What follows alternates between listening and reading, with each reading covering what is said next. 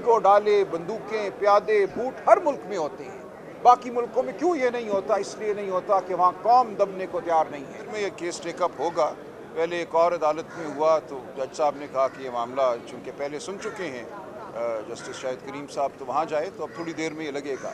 देखिए, बड़ी बुनियादी नौइयत का ये मामला है कि कुछ लोगों के चुन के इन्होंने मुकदमे जो हैं वो रिटायर्ड जज साहिबान को भेजे हैं, जिनको कॉन्ट्रैक्ट पे रखा गया है इलेक्शन कमीशन ने अपनी सवाबदीद में।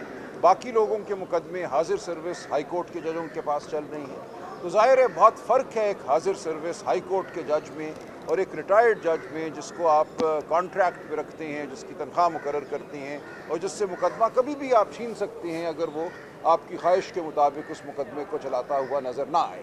तो ये एक जो फ्रॉड हुआ था 8 फरवरी की शाम 9 फरवरी की रात, उस फ्रॉड को दबाने की ये कोशिश है कि ऐसे हलके जैसे मेरा हलका लाहौर का NA 128, डॉक्टर यास्मीन राशिद का हलका NA 130, जहाँ से उन्होंने मियाँ नवाज़ शरीफ को शिकस्त दी, ये तमाम मुकदमे उठाकर इन्होंने एक रिटायर्ड जज साहब के हवाले कर दिए।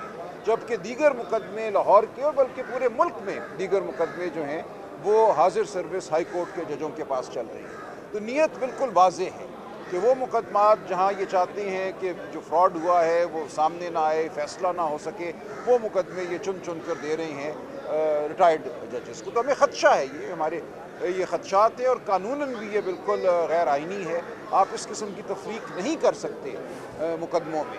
तो ये इस्तदाल लेकर हम हाई कोर्ट के सामने पेश हैं और इंशाअल्लाह हम मुकदमा बहस करेंगे। जो हमारी गुजारिशात हैं, हमें उम्मीद है कि इसके ऊपर हमें इंसाफ मिलेगा और जो कानून है मुल्क में राइज कि हाई कोर्ट के जज साहिबान ये मुकदमे सुने, जो तमाम मुल्क में आज भी राइज है, उस कानून के तहत हम चाहते हैं कि जो कुछ भी हुआ उस रात, उस भयानक रात, वो सामने आए ताकि कौम को पता चले कि क्या हुआ उनके वोट के साथ। अच्छा, 24 नवंबर क्या लाया अमल है आप? देखिए, लाया अमल ये है कि पाकिस्तान की आवाम के हाथ में है ये मामला। ये मामला सिर्फ एक सियासी जमात PTI और उसके वर्कर्स का नहीं है, ये मामला पूरी कौम का है।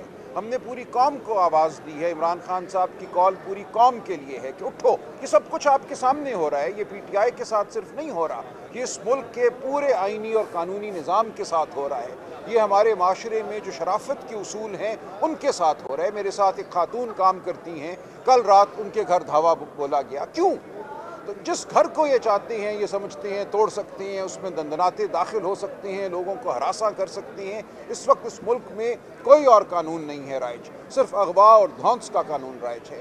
तो ये कानून सिर्फ PTI के लिए नहीं है। अगर ये कौम इसको मान लेती है, इसको कानून मान लेती है, इस जबर को मान लेती है, तो कोई भी हम में से महफूज नहीं रहेगा। वो खा PTI हो या कुछ और हो, किसी और जमात से उसका ताल्लुक हो। ये हमला इंसानियत पर है, ये हमला PTI पे नहीं है। हम इसलिए बाहर निकले हैं। ये कहना कि हम फौजी अदालतों से सिविलियंस को सज़ा दिलवाएंगे, या सज़ा नहीं दिलवाएंगे, वैसे ही उनको अगवा कर लेंगे, उनको मारेंगे, पीटेंगे, किस जंगल में हम रह रहे हैं? तो हमारी जो इस्तदा है, जो इमरान खान की कॉल है, वो शराफत के लिए है, वो आइनी उसूलों के लिए है। हम कहते हैं निकलो, अपने लिए निकलो, अपने बच्चों के लिए निकलो, अपनी नस्लों के लिए निकलो, और कोई रास्ता नहीं है। इलेक्शन हमने लड़के देख लिया, इस कौम ने हमें सुरखरू किया, इस कौम ने वोट डाला, उस वोट को आपने बर्बाद किया, उसको आपने फ्रॉड के ज़रिए बदला। हम अदालतों की जानिब गए, आपने अदालतें तब्दील कर दी। एक फ्रॉड के ज़रिए मुंतखब हुकूमत ने अदालती निज़ाम को बदल दिया। 26वीं आइनी तरमीम हमारे पूरे आइनी निज़ाम पर हमला है। उसके तहत मनपसंद जज जो हैं उनको आइनी बेंच में लगाया जा सकता है और लगाया जा रहा है। 17 जजों की आसामी सुप्रीम कोर्ट में पैदा की गई ताकि अपनी मर्जी का सुप्रीम कोर्ट हो। 77 साल में सुप्रीम कोर्ट की कुल तादाद 17 थी, एक रात में 17 को 34 कर दिया गया, और 17 नए जज जो ये लगाएगा, जो ये जुडिशल कमीशन जिसमें हुकूमत की मर्जी चलेगी, वो क्या करेगा, वो हमारे लिए वाज़ेह है। तो अब ना कोई अदालती रास्ता सामने रहा है, ना कोई इंतखाबी रास्ता सामने रहा है। ऐसे मौक़ों पे कौमें बाहर निकला करती हैं। अब फैसले सड़कों पे ही हो सकते हैं, क्योंकि और कोई रास्ता हमारे सामने नहीं है। तो 24 को इंशाअल्लाह हम बाहर निकलेंगे, आप बाहर निकलेंगे, और ये एक नुक्ता इंतहा भी है और ये आगाज़ भी है। मैं समझता हूँ इस कौम की आज़ादी का आगाज़ है जो 24 नवंबर को हम करेंगे इंशाअल्लाह।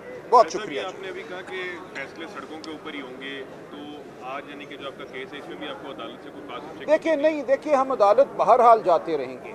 ایسا نہیں ہے کہ ہم عدالتوں میں نہیں جائیں گے. یہاں جو فیصلہ ہوگا اس کی اپیل پھر سپریم کورٹ میں جائے گی, کانسٹیٹیوشن بینچ میں جائے گی جو ان کا مقرر کرتا ہے. اس لیے میں کہہ رہا ہوں ہر راستہ جو ہے اس کے آگے اب 26ویں آئینی ترمیم کھڑی ہوئی ہے.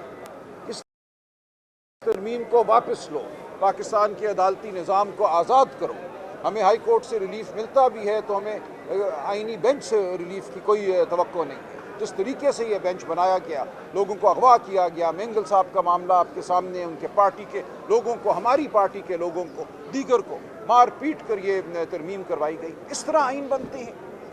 اس لیے ہم یہ کہتے ہیں کہ تاریخ عالم اس کی گواہ ہے کہ کسی قوم کو دبایا نہیں جا سکا جب تک وہ قوم خود نہیں دبی. بیگو ڈالے, بندوقیں, پیادے, بوٹ ہر ملک میں ہوتے ہیں. باقی ملکوں میں کیوں یہ نہیں ہوتا؟ اس لیے نہیں ہوتا کہ وہاں قوم دبنے کو تیار نہیں ہے.